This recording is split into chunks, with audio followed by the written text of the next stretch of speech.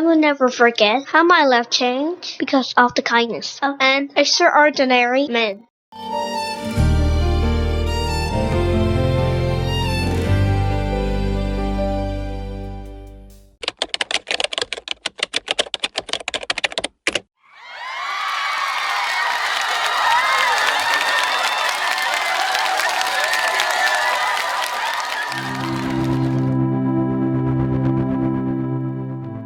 Cristiano Ronaldo has become a legend in the world of football.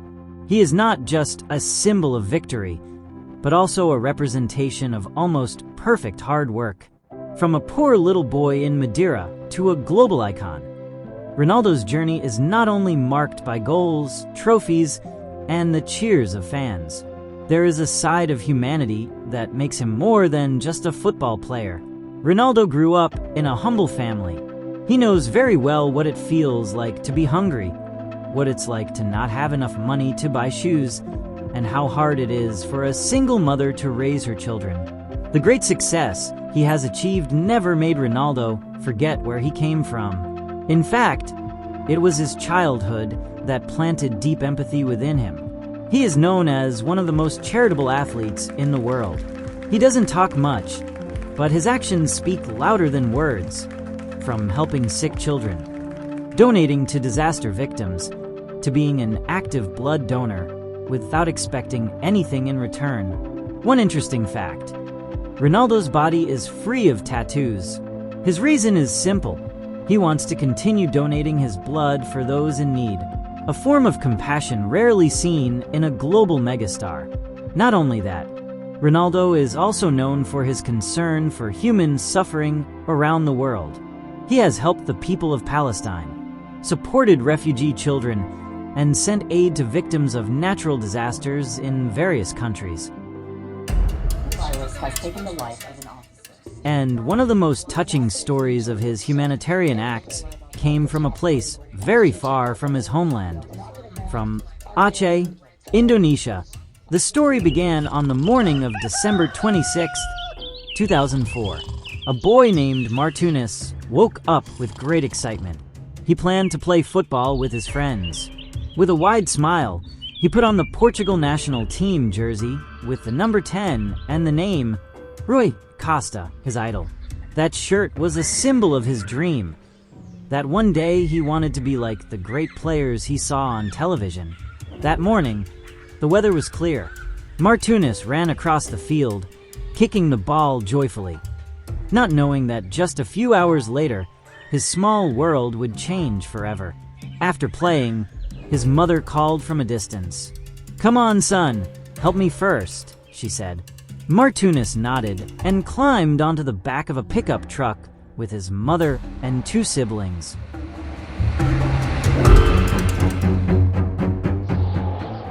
But suddenly, the ground shook. A massive earthquake struck Banda Aceh. People panicked.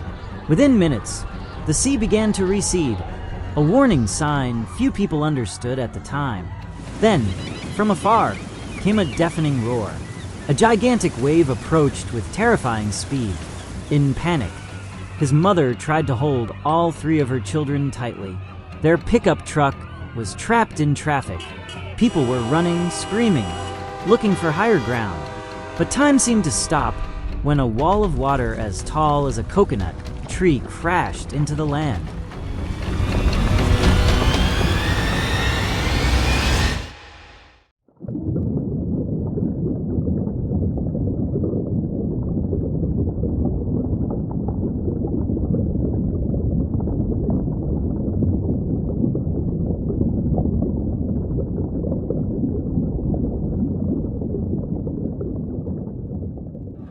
Martunis tried to save his younger sibling. He handed the baby to his mother's arms, trying to stay close, but the violent current separated them. The force of the water was too strong for him to resist. He caught a glimpse of his mother's face for the last time before everything went dark.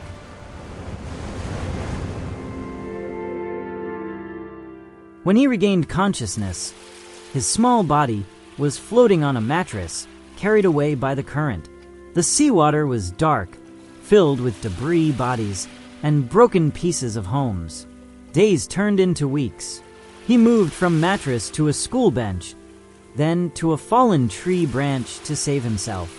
"I hugged that tree like I was hugging a football," Martunis once recalled. He lost consciousness several times. When he woke up, there was only silence and an endless sea, not a single person around. To survive, Martunis drank rainwater.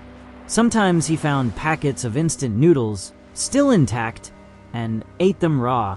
He slept on a mattress tangled in a tree branch, praying that he could open his eyes again the next day.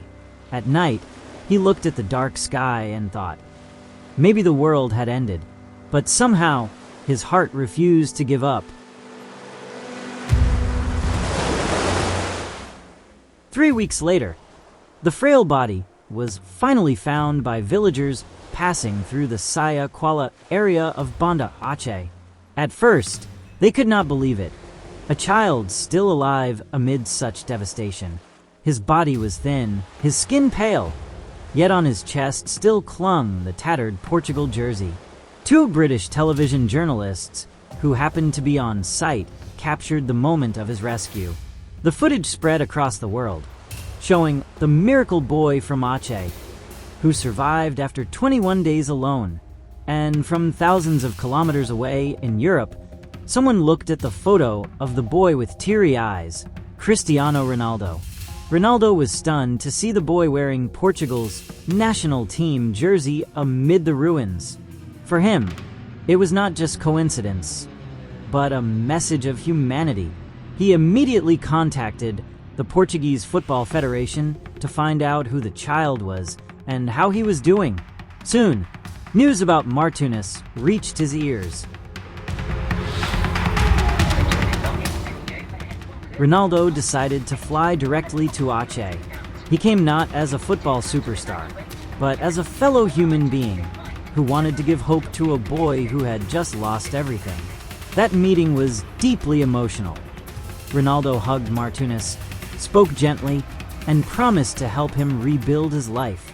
Shortly after that visit, Martunis and his father received an official invitation from Ronaldo and the Portuguese Football Federation to come to Portugal. It was Martunis's first journey abroad. Upon arriving in Lisbon, Martunis was warmly welcomed by the players of the Portuguese national team. But the most touching moment came when he met his idol again, Cristiano Ronaldo. This time not amid the ruins, but on a green field full of smiles and new hope. Without saying much, Ronaldo hugged Martunis tightly. He kissed his forehead and said, "You are a symbol of courage and hope." During that meeting, Ronaldo introduced Martunis to Rui Costa, Luis Figo, Deco, and the entire Portuguese squad. They were all amazed by the strength of this little boy. Ronaldo then helped rebuild Martunis's house that had been destroyed by the tsunami. He also covered his education costs until he finished school. It didn't stop there. Ronaldo even offered to let Martunis live with him in Manchester, but his father gently declined, not wanting to lose the only child he had left. Ronaldo respected that decision. Still, he kept in touch with Martunis, sending messages and assistance regularly. 6 months after the disaster, Ronaldo came again to Aceh. He saw the ruins with his own eyes, met the survivors, and hugged Martunis once more. Ronaldo's visit wasn't for publicity. He came without cameras, without a big press conference, only with sincere intentions to share grief and give hope. From that moment on, their bond grew stronger. Ronaldo became like a foster father to Martunis, someone he could talk to and draw strength from. Even when Martunis's father later fell ill, Ronaldo immediately sent financial aid and offered medical treatment abroad. In many interviews, Martunis said that Ronaldo was not only his idol, but also the person who changed his life. "When he's kind, he's incredibly kind," he once said. For Ronaldo himself, Martunis's story became a reminder that football is not just about scores and trophies. It's about the power of humanity to help one another. Since then, Ronaldo has become even more active in humanitarian work. He has donated millions of euros to children's hospitals, war victims, and communities struck by disasters. Behind all the glitz, Ronaldo always holds a simple principle. Kindness is the greatest legacy a person can leave behind, and his story with Martunis stands as living proof that a single act of empathy can change a person's destiny, crossing countries and cultures. From Madeira to Aceh, from green fields to muddy ruins, the thread connecting them both is humanity. His compassion is also evident in his personal life. Ronaldo is very close to his mother, Dolores Aveiro, the woman who worked tirelessly to raise him despite hardship. When he became successful, Ronaldo never hesitated to make his family happy.